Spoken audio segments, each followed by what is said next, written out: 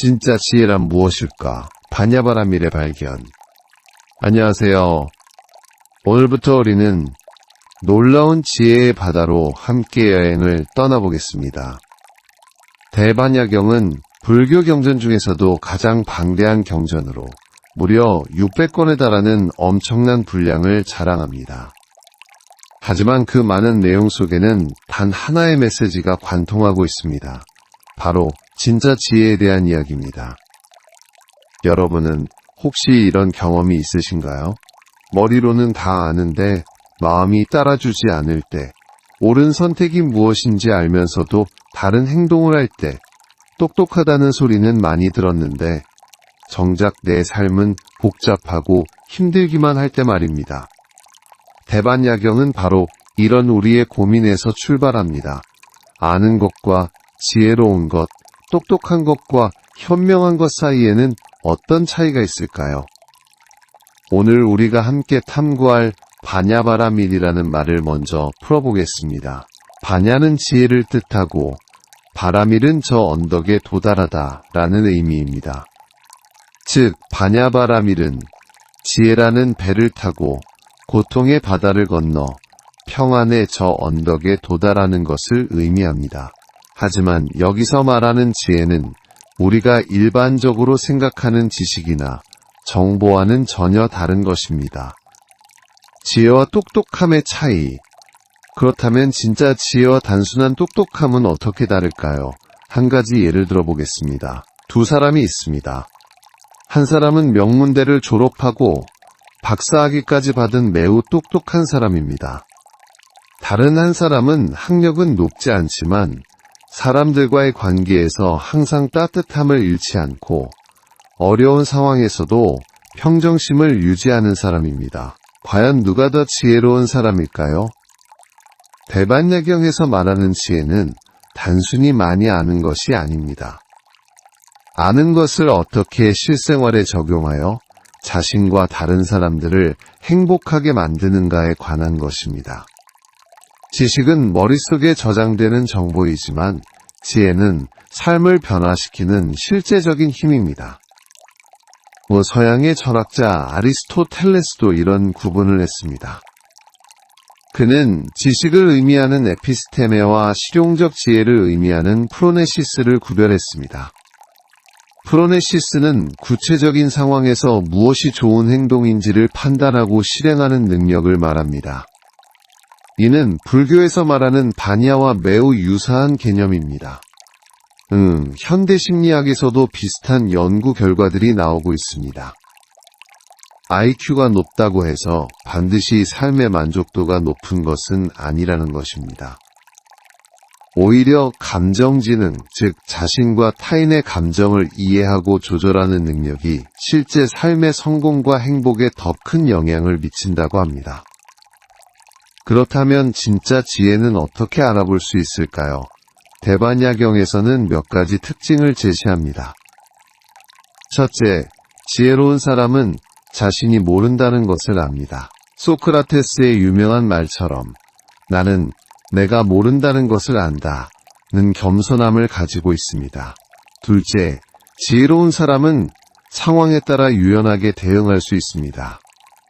고정된 원칙에만 매달리지 않고 때로는 원칙을 넘어서는 자비로운 판단을 할 수 있습니다. 셋째, 지혜로운 사람은 자신의 이익만이 아니라 전체의 이익을 고려합니다. 여러분의 주변을 한번 둘러보세요. 정말 지혜로운 사람은 누구인가요? 아마도 학벌이나 지위보다는 그 사람과 함께 있을 때 마음이 편안해지고 어려운 일이 있을 때 찾게 되는 사람일 것입니다. 그런 사람들은 특별한 비법이 있는 것이 아닙니다. 다만 삶의 경험을 통해 진짜 지혜를 기르는 방법을 알고 있을 뿐입니다. 왜 아는 것만으로는 행복해질 수 없는가? 현대를 살아가는 우리는 그 어느 시대보다 많은 정보에 둘러싸여 있습니다. 인터넷과 스마트폰을 통해 세상의 모든 지식에 접근할 수 있습니다. 하지만 정보가 많아질수록 우리는 더 행복해졌을까요? 오히려 선택의 어려움, 정보 과부하, 비교로 인한 스트레스가 늘어나고 있지 않나요? 대반야경에서는 이런 현상을 이미 2500년 전에 예견하고 있었습니다. 단순히 아는 것만으로는 마음의 평안을 얻을 수 없다는 것을 분명히 했습니다. 왜 그럴까요? 첫 번째 이유는 지식 자체는 중립적이기 때문입니다. 칼이 요리에도 쓰이고 해를 끼치는 데도 쓰일 수 있듯이 지식도 어떻게 사용하느냐에 따라 독이 될 수도 약이 될 수도 있습니다. 인터넷에서 얻은 의학 정보로 건강을 지킬 수도 있지만 잘못 해석해서 더 큰 불안에 빠질 수도 있습니다. 두 번째 이유는 지식이 많아질수록 오히려 교만해질 수 있기 때문입니다. 조금 안다고 해서 모든 것을 다 아는 것처럼 행동하는 사람들을 우리는 종종 봅니다. 이런 지적 교만은 다른 사람들과의 관계를 해치고 자신도 더 이상 배우려 하지 않게 만듭니다. 세 번째 이유는 머리로만 아는 것은 실제 상황에서 적용하기 어렵기 때문입니다. 운전을 예로 들어보겠습니다. 교통법규를 달달 외우고 있다고 해서 바로 운전을 잘할 수 있는 것은 아닙니다. 실제 도로에서 순간순간 상황을 판단하고 대응하는 것은 전혀 다른 차원의 능력입니다. 네 번째 이유는 지식은 과거의 축적이지만 삶은 현재 진행형이라는 점입니다. 아무리 많은 사례를 알고 있어도 지금 당장 내가 직면한 상황은 이전에 없던 새로운 상황일 수 있습니다. 이때 필요한 것은 암기된 정보가 아니라 현재 상황을 정확히 파악하고 최선의 선택을 할 수 있는 직관적 지혜입니다. 독일의 철학자 하이데거는 이를 존재론적 차이라고 표현했습니다. 존재자에 대한 지식과 존재 자체에 대한 이해는 완전히 다른 차원이라는 것입니다. 우리가 아무리 많은 것들에 대해 알아도 그것이 자동으로 존재의 의미나 삶의 방향을 알려주지는 않는다는 뜻입니다. 프랑스의 철학자 파스칼도 마음에는 이성이 알지 못하는 이유들이 있다고 했습니다. 인간의 가장 중요한 결정들은 논리적 계산으로만 내려지는 것이 아니라 더 깊은 차원의 직관과 지혜에서 나온다는 것입니다. 현대 뇌과학의 연구 결과도 이를 뒷받침합니다. 우리의 뇌는 좌뇌와 우뇌가 서로 다른 방식으로 정보를 처리합니다. 좌뇌는 논리적이고 순차적인 처리를 담당하고 우뇌는 직관적이고 전체적인 패턴 인식을 담당합니다. 진정한 지혜는 이 두 가지가 조화롭게 작동할 때 나타납니다. 그렇다면 우리는 어떻게 해야 할까요? 아는 것을 포기해야 할까요? 그렇지 않습니다. 중요한 것은 아는 것과 모르는 것의 경계를 분명히 하고 아는 것에 집착하지 않으면서도 계속 배우려는 마음을 유지하는 것입니다. 대반야경에서는 이를 무소득이라고 표현합니다. 얻을 것이 없다는 마음으로 배우는 것, 즉 소유하려 하지 않고 단지 이해하려고 노력하는 자세를 말합니다. 마음의 평안을 얻는 진짜 지혜. 그렇다면 대반야경에서 말하는 진짜 지혜는 무엇일까요? 그것은 바로 상황을 있는 그대로 보는 능력입니다. 우리가 고통받는 이유는 대부분 현실을 있는 그대로 보지 못하고 우리의 기대나 두려움, 과거의 경험이나 미래의 불안을 투영해서 보기 때문입니다. 예를 들어 보겠습니다. 직장에서 상사가 나에게 차갑게 대했다고 해봅시다. 이때 우리는 여러 가지 해석을 할 수 있습니다. 나를 싫어하나 보다, 내가 실수를 했나, 나를 해고하려는 건 아닐까 등등 말입니다. 하지만 실제로는 그 상사가 개인적인 문제로 기분이 안 좋았을 수도 있고 단순히 바빠서 그랬을 수도 있습니다. 진짜 지혜는 이런 상황에서 성급한 해석을 하지 않고 우선 사실 자체를 정확히 파악하는 것부터 시작합니다. 상사가 평소보다 차갑게 대했다는 것이 사실이고 나머지는 모두 내 추측이라는 것을 분명히 구별하는 것입니다. 대반야경에서는 이런 명확한 구별 능력을 기르기 위해 여러 가지 방법을 제시합니다. 그중 하나가 정념입니다. 정념이란 지금 이 순간에 일어나는 일을 왜곡 없이 알아차리는 능력을 말합니다. 과거의 기억이나 미래의 걱정에 빠지지 않고 지금 여기에서 실제로 일어나고 있는 일에 주의를 기울이는 것입니다. 현대 심리학에서는 이를 마음챙김 또는 현재 순간 인식이라고 부릅니다. 존 카바찐이 개발한 MBSR, 마음챙김 기반 스트레스 감소 프로그램이나 ACT, 수용전념 치료 같은 치료법들이 모두 이런 원리에 기반하고 있습니다. 수많은 연구 결과들이 현재 순간에 깨어있는 능력을 기를 때 불안과 우울이 감소하고 전반적인 삶의 만족도가 향상된다는 것을 보여주고 있습니다. 하지만 단순히 현재에 집중하는 것만으로는 충분하지 않습니다. 대반야경에서 말하는 진짜 지혜는 여기서 한 걸음 더 나아갑니다. 그것은 바로 무상,과, 무아를 깨닫는 것입니다. 무상이란 모든 것이 변한다는 뜻입니다. 좋은 일도 나쁜 일도 영원하지 않습니다. 지금 힘든 상황에 있다면 이것도 지나갈 것이다 라고 생각할 수 있고, 지금 좋은 상황에 있다면 이것에 너무 집착하지 말자 라고 생각할 수 있습니다. 무상을 깨달으면 변화에 대한 두려움이 줄어들고 현재 순간을 더 소중히 여기게 됩니다. 무아란 고정된 자아가 없다는 뜻입니다. 이는 자신이 존재하지 않는다는 의미가 아니라 우리가 생각하는 나라는 것이 고정된 실체가 아니라 끊임없이 변화하는 과정이라는 뜻입니다. 어제의 나와 오늘의 나가 완전히 같지 않듯이 우리는 매 순간 새로운 자신이 됩니다. 이를 깨달으면 과거의 실수나 실패에 너무 매달리지 않게 되고 언제든 새롭게 시작할 수 있다는 희망을 갖게 됩니다. 독일의 철학자 니체도 비슷한 통찰을 했습니다. 그는 신은 죽었다 고 선언하면서 고정된 가치나 의미에 의존하지 말고 스스로 자신의 삶을 창조해나가 라고 했습니다. 이는 무아의 가르침과 일맥상통합니다. 실존주의 철학자 사르트르는 존재가 본질에 앞선다고 했습니다. 인간에게는 미리 정해진 본질이나 운명이 없고 스스로의 선택과 행동을 통해 자신을 만들어간다는 뜻입니다. 이 역시 고정된 자아가 없다는 불교의 가르침과 유사합니다.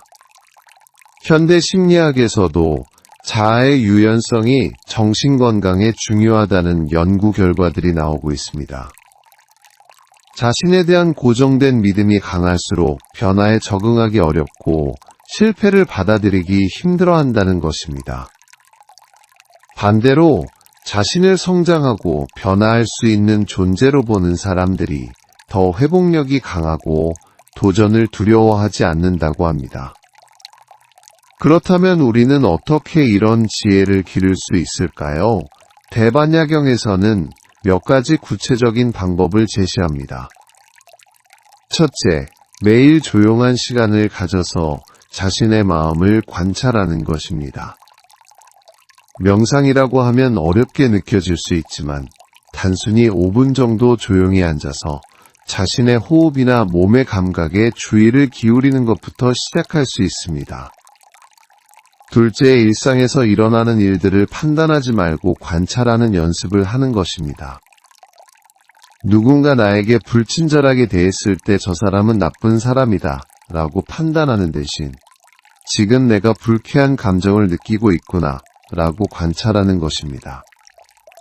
셋째, 자신의 생각과 감정에 거리를 두는 연습을 하는 것입니다. 나는 화가 났다고 생각하는 대신 화라는 감정이 일어나고 있다고 생각해보는 것입니다.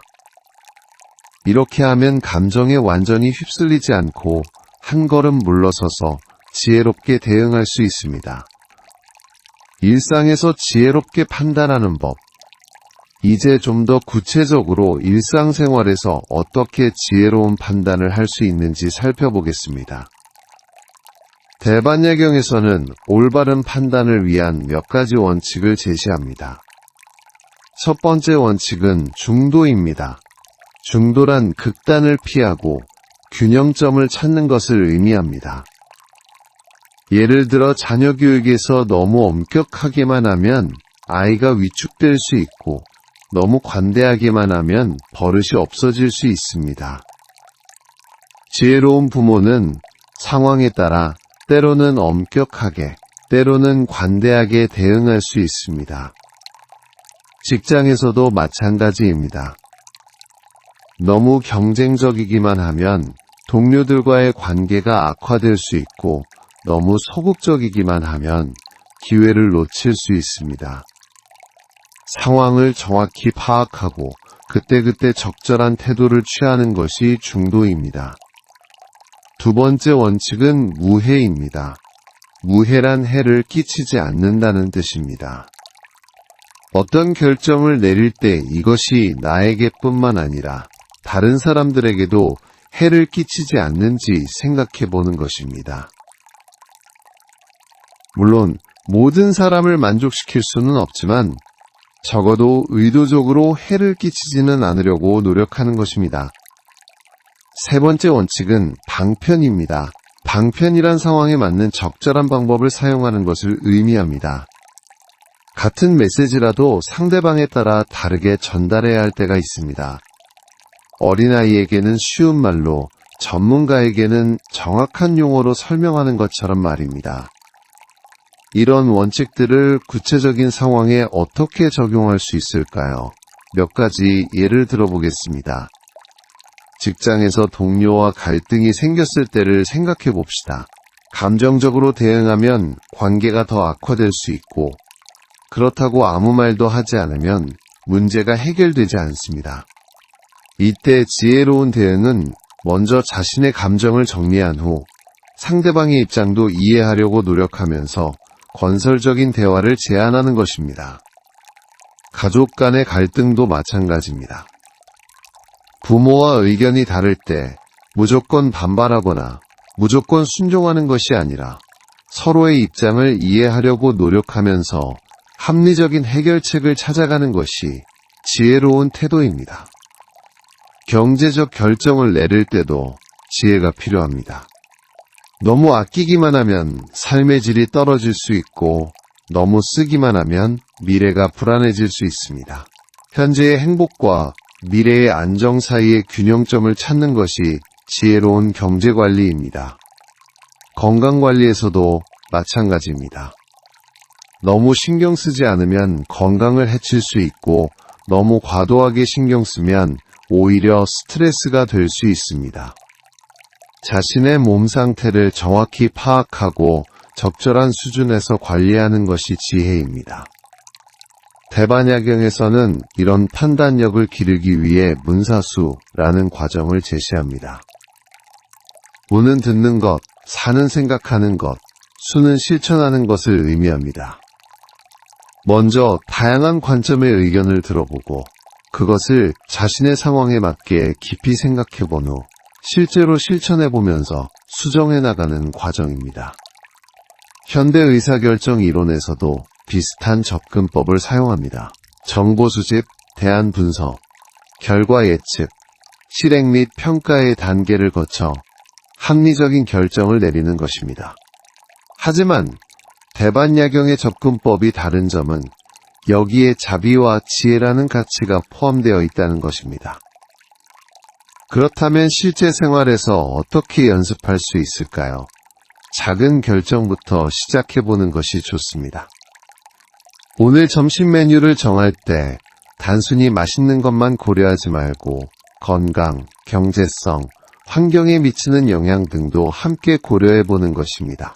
이런 작은 연습이 쌓이면 큰 결정을 내릴 때도 더 지혜롭게 판단할 수 있게 됩니다. 관계에서 지혜롭게 행동하기. 인간관계는 우리 삶에서 가장 중요한 부분 중 하나입니다.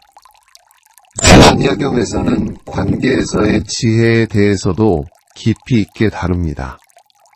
관계에서 지혜롭다는 것은 무엇일까요? 첫째, 상대방을 있는 그대로 받아들이는 것입니다. 우리는 종종 상대방이 우리 기대에 맞게 변화하기를 원합니다. 하지만 진정한 사랑은 상대방을 바꾸려 하는 것이 아니라 있는 그대로 수용하는 것입니다. 물론 이것이 모든 행동을 무조건 받아들이라는 뜻은 아닙니다. 해로운 행동에 대해서는 분명한 경계를 설정할 필요가 있습니다. 하지만 그 사람의 본질 자체는 존중하는 것입니다. 둘째, 자신의 감정과 욕구를 솔직하게 표현하되 상대방을 비난하지 않는 것입니다. 심리학에서 말하는 나 전달법과 비슷합니다. 당신이 이래서 문제다 라고 말하는 대신 나는 이럴 때 이런 감정을 느낀다 라고 표현하는 것입니다.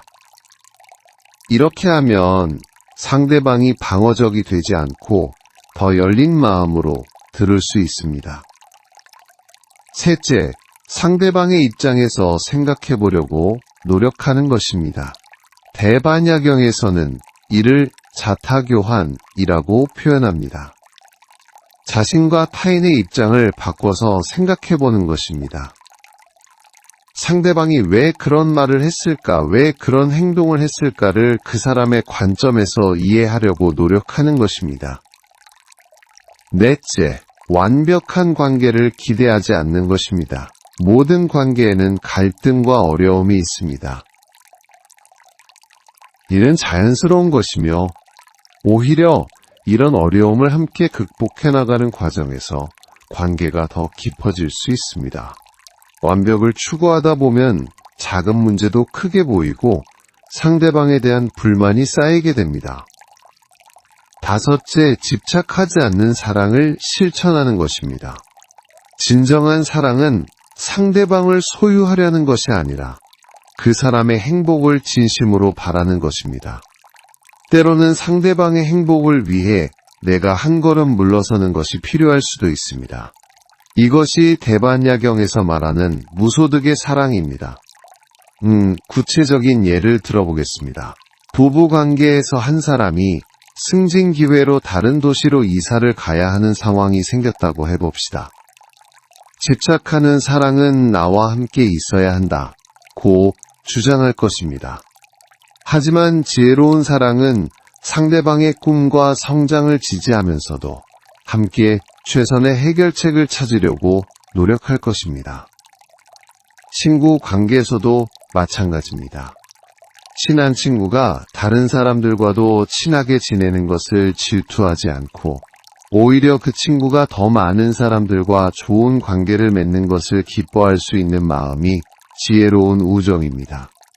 부모와 자녀 관계에선 어떨까요? 지혜로운 부모는 자녀가 자신의 기대대로 살기를 강요하지 않습니다. 물론 올바른 가치관을 전해주고 좋은 환경을 만들어주려고 노력하지만 궁극적으로는 자녀가 스스로의 길을 찾아가는 것을 지지합니다. 이는 방임이 아니라 진정한 신뢰에 기반한 사랑입니다. 직장 동료들과의 관계에서도 지혜가 필요합니다. 경쟁이 치열한 환경에서도 동료를 적으로 보지 않고 함께 성장할 수 있는 파트너로 볼 수 있는 시각이 중요합니다.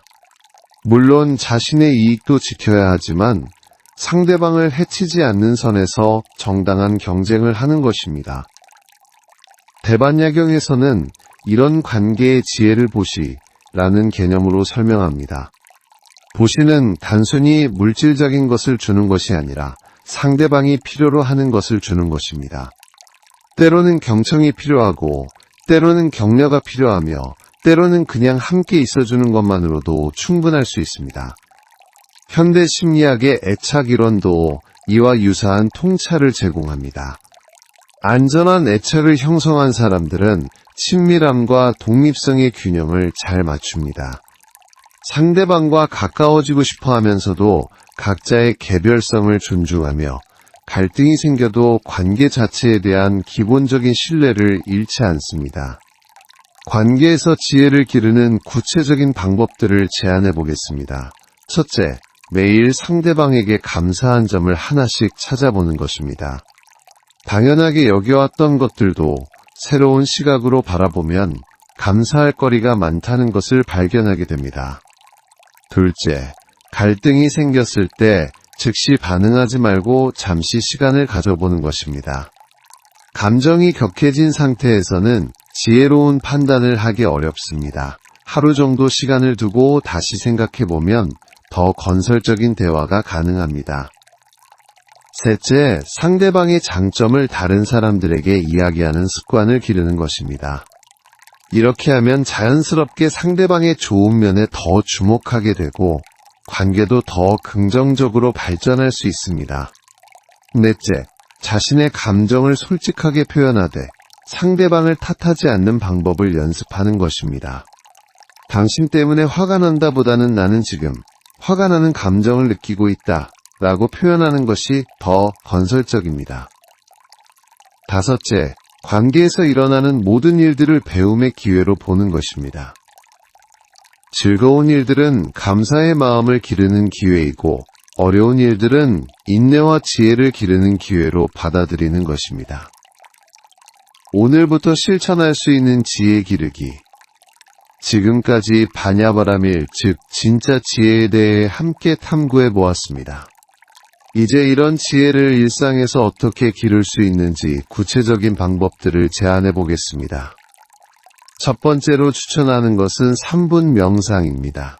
매일 아침 일어나서 3분 정도 조용히 앉아서 호흡에 집중해 보는 것입니다. 복잡한 기법은 필요 없습니다. 그냥 코로 들어오고 나가는 숨을 느끼면서 마음을 고요하게 만드는 것만으로도 충분합니다. 이렇게 하루를 시작하면 하루 종일 좀 더 평정심을 유지할 수 있습니다. 두 번째는 판단 멈추기 연습입니다. 하루에 몇 번씩 자신이 다른 사람이나 상황에 대해 성급한 판단을 하고 있지는 않은지 점검해 보는 것입니다. 저 사람은 이상해 라는 생각이 들 때 내가 지금 판단하고 있구나 라고 알아차리고 실제로는 어떤 상황일까 라고 다시 생각해 보는 것입니다. 세 번째는 감정 관찰하기입니다. 강한 감정이 일어날 때 그 감정에 완전히 휩쓸리지 말고 한 걸음 물러서서 관찰해 보는 것입니다. 지금 내가 화가 나고 있구나, 지금 내가 불안해하고 있구나 라고 알아차리는 것만으로도 감정에 지배당하지 않고 더 지혜롭게 대응할 수 있습니다. 네 번째는 일일 성찰입니다. 잠자리에 들기 전에 오늘 하루를 돌아보면서 어떤 일에서 지혜롭게 행동했는지, 어떤 일에서 아쉬웠는지 생각해 보는 것입니다. 자신을 비판하기 위해서가 아니라 내일 더 나은 선택을 하기 위한 배움의 기회로 삼는 것입니다. 다섯 번째는 타인의 관점 이해하기입니다. 누군가와 의견이 다를 때 무조건 자신이 옳다고 고집하지 말고 저 사람은 왜 저렇게 생각할까? 라고 궁금해해 보는 것입니다. 반드시 동의할 필요는 없지만 상대방의 입장을 이해하려고 노력하는 것만으로도 갈등을 줄이고 관계를 개선할 수 있습니다. 여섯 번째는 작은 친절 실천하기입니다. 매일 작은 친절을 하나씩 실천해 보는 것입니다. 엘리베이터에서 문을 잡아주기, 동료에게 커피 한 잔 사주기, 가족에게 고마운 마음 표현하기 등 아주 작은 것들부터 시작하면 됩니다. 이런 행동들이 자연스럽게 자비심을 기르는 훈련이 됩니다. 일곱 번째는 독서와 학습입니다.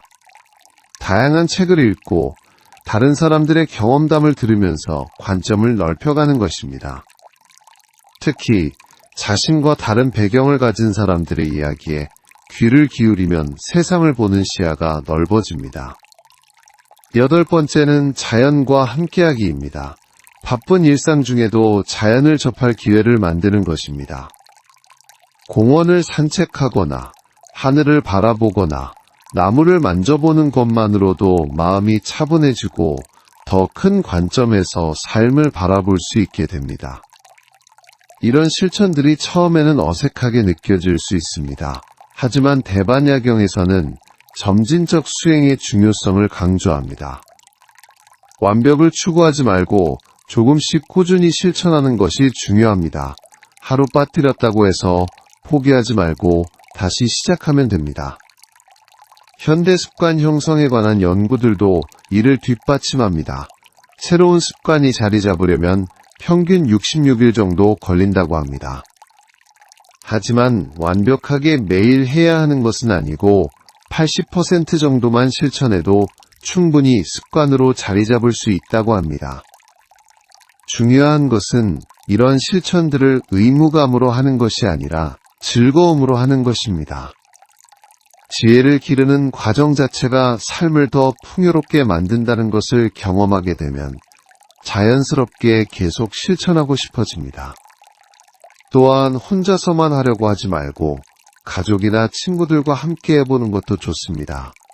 서로 격려하고 경험을 나누면서 함께 성장할 수 있습니다. 대반야경에서도 선지식의 중요성을 강조합니다. 좋은 스승이나 동반자와 함께할 때 더 빠르게 지혜를 기를 수 있다는 것입니다. 마지막으로 가장 중요한 것은 자신에게 자비로운 마음을 갖는 것입니다. 완벽하지 않은 자신을 받아들이고 실수했을 때도 자신을 용서하는 마음을 기르는 것입니다. 이런 자기 자비가 있어야 다른 사람들에게도 진정한 자비를 베풀 수 있습니다. 네, 대반야경의 지혜는 멀리 있는 이상이 아닙니다. 바로 지금, 여기, 우리의 일상 속에서 실천할 수 있는 구체적인 방법들입니다. 오늘부터 작은 실천 하나씩 시작해 보시기 바랍니다. 진짜 지혜는 거창한 깨달음이 아니라 매일매일의 작은 선택들 속에서 길어집니다. 여러분의 삶이 이런 지혜로 인해 더욱 평안하고 의미 있게 되기를 진심으로 기원합니다. 때로는 어려울 수도 있지만 포기하지 마시고 계속 나아가시기 바랍니다. 바냐바라밀의 배를 타고 고통의 바다를 건너 평안의 저 언덕에 도달하는 여행은 이미 시작되었습니다. 다음 시간에는 마음의 근육을 기르는 육바라밀에 대해 더 깊이 탐구해 보겠습니다. 오늘도 이 소중한 시간을 함께 해주셔서 진심으로 감사합니다.